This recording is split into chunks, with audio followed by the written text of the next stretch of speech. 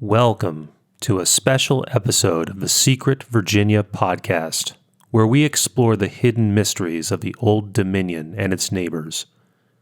Visit us at secretvirginia.com and on social media at Secret Virginia.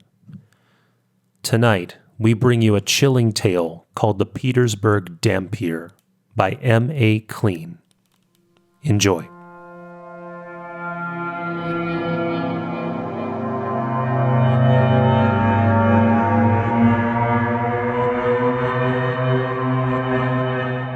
It was a stifling summer day in Petersburg, Virginia. Steam rose from the street gutters, evoking the scent of recently power-washed brick buildings. The sidewalks were crowded with hundreds of brightly dressed men and women of all shapes and sizes, and traffic jammed the narrow streets. Couples, families, artists, and vagrants all meandered down the brick boulevards. Festive music filled the air along with the mouth-watering aroma of soul food spilling out of the bars and restaurants of Sycamore Street. Nearby, fishermen dropped lines into the Appomattox River. Mike and Greg casually strolled the streets of Old Town, engrossed in conversation. The longtime friends had spent the morning touring Petersburg National Battlefield. Greg, more comfortable in Whitewater Rapids or hiking the Appalachian Trail, begged Mike to take a break from the historical and head into town. "You've been awfully quiet this whole trip," remarked Greg. "Still worried about that dream you had?" "It seems so real," Mike said. "There's a reason we're here." "Boredom?"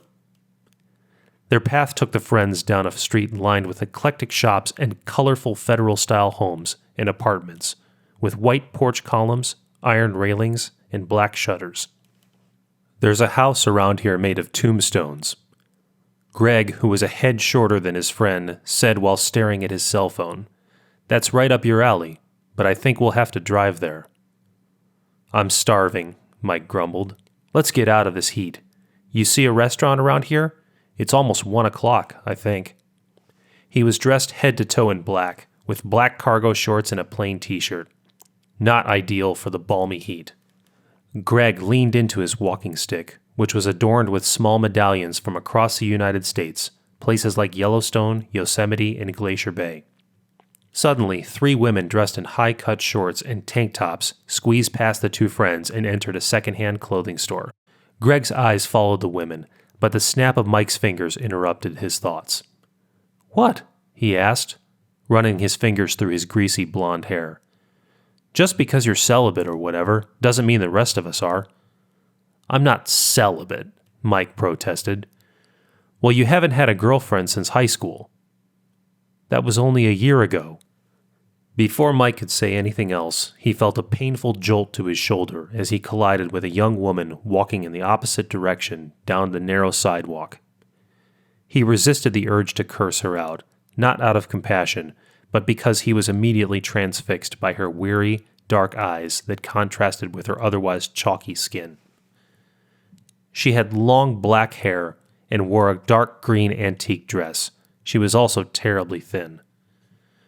"Hey," Mike managed to stutter. Greg quickly introduced himself and elbowed his friend in the ribs, silently urging him to do the same. "Misa," the mysterious young woman nervously replied. "I'm really sorry. I didn't know where I was going. The sun has me a bit nauseous." "It's okay," Greg replied with a calm voice. "Are you hurt?" Misa shook her head, still avoiding eye contact. "Can we help you with anything?" Mike asked eagerly, concerned she might be suffering from heat stroke. Misa hesitated before finally nodding her head. "I'm trying to find my hotel, but I don't remember the name or the address," she said softly. "I've been walking around for hours and my feet hurt." "Water?" Greg offered, pulling a bottle from his beat-up leather backpack. "I don't drink water," Misa said dismissively. The 2 friends exchanged a look before Mike spoke up. "Do you have any idea where your hotel might be located? Maybe we can help you find it." Misa shook her head again. "I'm not sure. I just remember it was near a big church."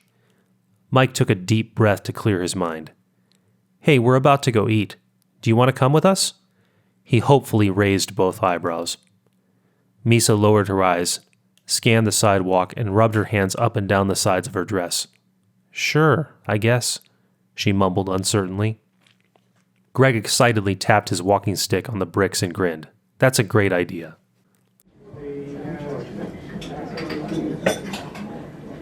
The trio found an unassuming cafe on Sycamore Street, but Mike wasn't thrilled with the menu. Don't they have a McDonald's in this city? He complained. Greg reminded him that the point of their trip was to try new things.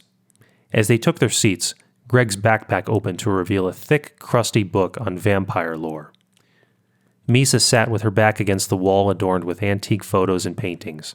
Her dark eyes widened when she saw the tome. You know about vampires? She asked excitedly. Mike leaned towards her. Yeah, you could say they're an interest of ours. Why? Misa lowered her eyes sheepishly and scratched at her arm. I'm half vampire, she mumbled. Mike's line of sight immediately targeted his friend Greg, who leaned in to make sure he heard Misa correctly. Greg turned towards Mike. Okay, time out. Can we talk? It's about... He hesitated. Our money situation. This will just take a second. He walked to the back of the cafe where an old payphone was located. Mike excused himself and joined his friend. Damn it, he whispered when the two were out of range. You're not going to weasel your way out of paying for your food, again. Greg glanced over at Misa, who was nervously looking around the restaurant, then struck his friend in the shoulder. It's not about the money, you idiot, he hissed. That girl is freaking crazy. She's probably on drugs. Mike recoiled from the insult, and his face turned red with anger. What are you talking about? How can you say that about her? He retorted. She seems perfectly nice to me. Greg rolled his eyes. Nice? Did you not hear her reaction to that book? She claims to be half vampire, for Christ's sake. That's not normal, man. Maybe she was just kidding, Mike offered weakly. Kidding? You really think so? I don't want to stick around and find out. Let's finish our food and get out of here. Mike looked back at Misa, who was now looking directly at him with a pleading expression. He felt torn between his loyalty to his friend and his curiosity about the mysterious young woman. There's something about her, he said. Couldn't it be possible? No, his friend replied. It's not possible. First off, she was walking around in broad daylight. Secondly, the only people who claim to be vampires are either people who go to raves dressed in black silk or are homicidal maniacs. Let's just hear what she has to say, Mike suggested. Remember my dream? Maybe she can tell me what it meant. Yeah, or kill us and throw our bodies in a vat of acid, Greg retorted. Mike ignored his friend's protest and walked back towards their table. Sorry, he apologized as he leaned towards the mysterious young woman. So, about you being a vampire, that's interesting. Half vampire, she corrected. My father is a vampire. My mother was a traveling tarot card reader. Please don't tell anyone. I don't want you to think I'm crazy. Too late for that, Greg butted in. Mike glared at him and kicked him in the leg. Just then, the waiter came to the table and took everyone's order, which consisted of 3 Cokes, a basket of fried fish, okra, and cornbread. As they waited for their food, Misa opened up to them about her unique upbringing and the challenges of being half vampire. She shared stories of her father, who never stayed in the same place for more than a few weeks, and her mother, who had passed away a few years earlier.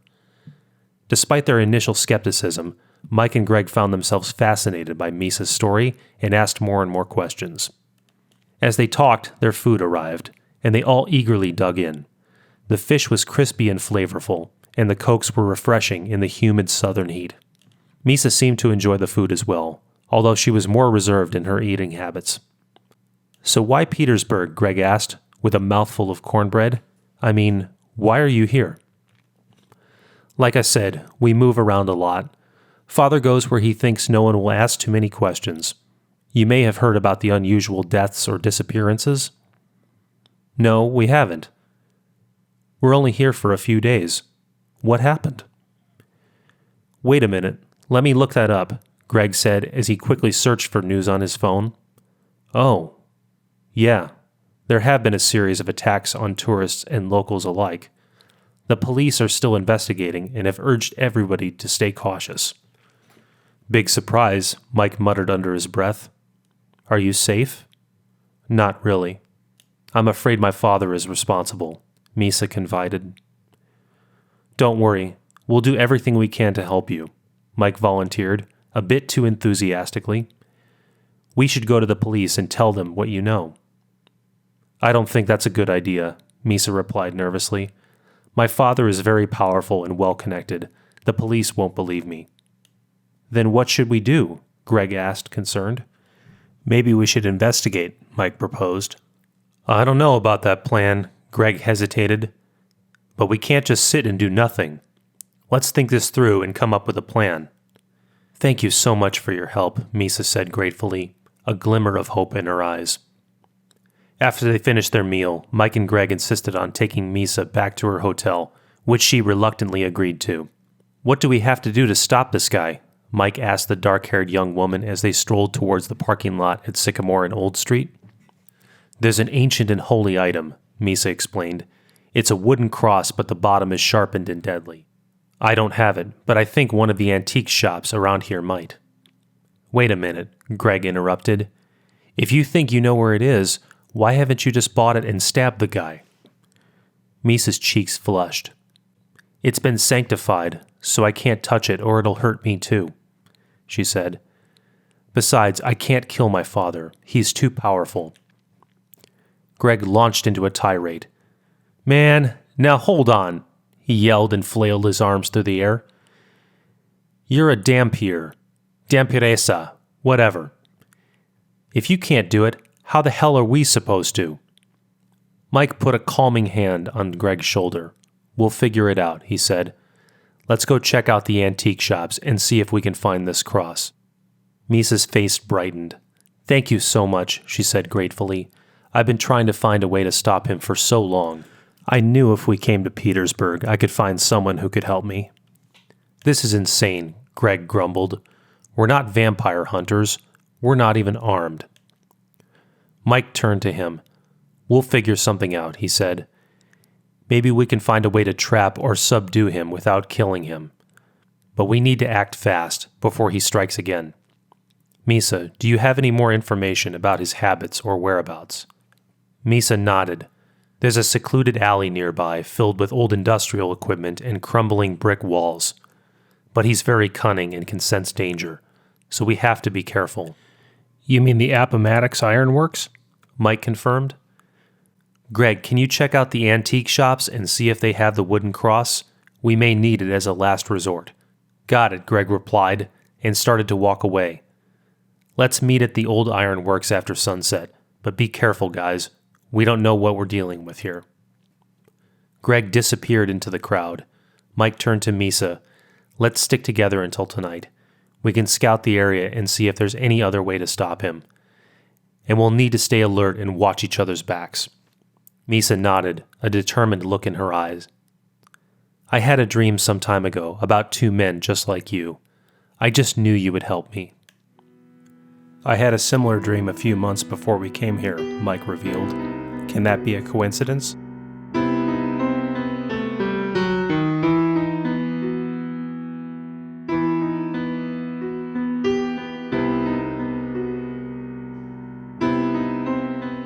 Several hours passed, and as the sun began to set, the streets of Old Town Petersburg quieted.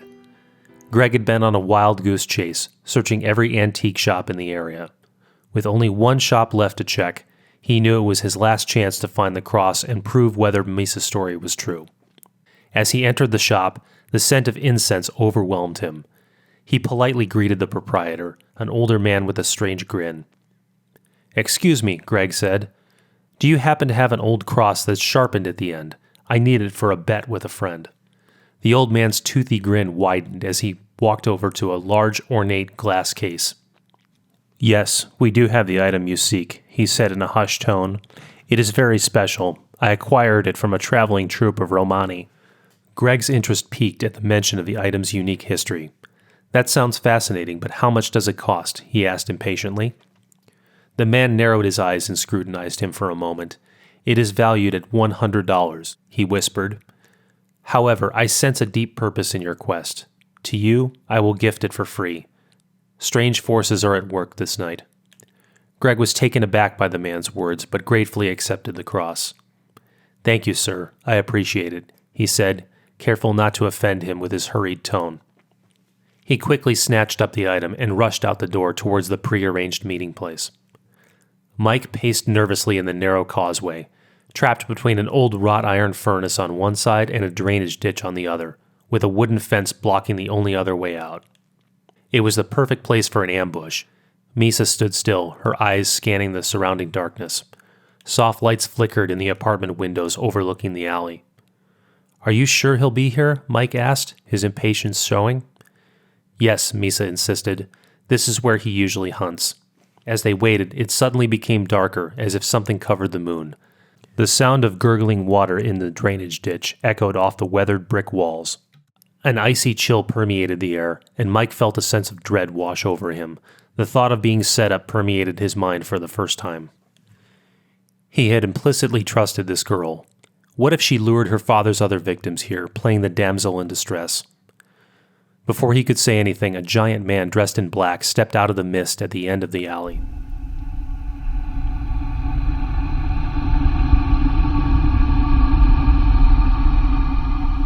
The man was hunched over and a terrible sight to behold, but what made it even stranger was that his breath couldn't be seen, and neither could Misa's.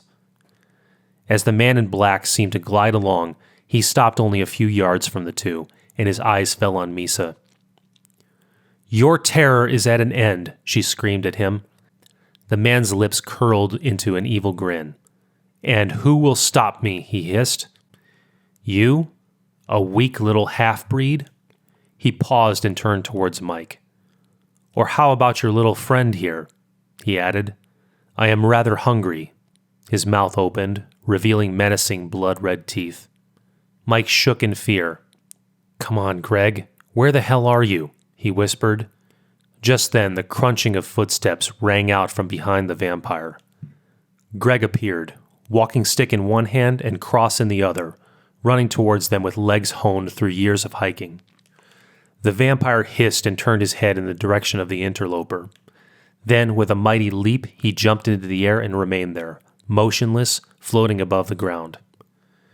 Misa urged Greg to come on, but he stumbled when he saw the impossible happen before his eyes. The vampire caught a glimpse of the antique cross in Greg's hand and hissed menacingly. How are we going to get him to come down? Mike yelled. Greg looked up at the vampire, then down at his walking stick, then back at the hovering creature. Acting quickly, he hurled the stick at the vampire's head, but it was deflected with ease. Misa screamed an unearthly cry and launched herself at her soulless father, kicking him in the side. He roared in surprise and fell against an iron lathe with a sickening thud. Greg tossed the cross to Mike, who barely caught it and sprinted towards the vampire, who struggled to get up. As he raised it for the kill, the vampire swatted it away, and the cross fell in a puddle in the middle of the alley. Mike glared into the vampire's bloodshot green eyes, but was unafraid. Now you will die, the dark man hissed, and then I will have your friend for dessert. Without any warning, Greg, who had swiftly recovered the cross, plunged it through the surprised vampire's back. The nocturnal creature screamed like a wounded hyena. Hazel light emanated from the wound and brilliantly consumed the dark form until there was nothing left. The artifact landed with a thud in the dirt and gravel. Mike, Greg, and Misa stood in the abandoned causeway, panting and still in shock from their encounter with the vampire. As they looked at each other, they knew they had shared an experience that would bind them together for life. Let's just get out of here, Misa said, shivering. Mike and Greg nodded in agreement, and the three friends walked out of the alleyway and into the night, their hearts still racing from the adrenaline of the confrontation. As they walked, they discussed their next move. They couldn't simply go back to their normal lives after what they had just experienced. They felt responsible for inspiring others to follow in their footsteps and fight against the darkness that lurks in the shadows. But for now, the trio headed to a dingy bar to celebrate their victory.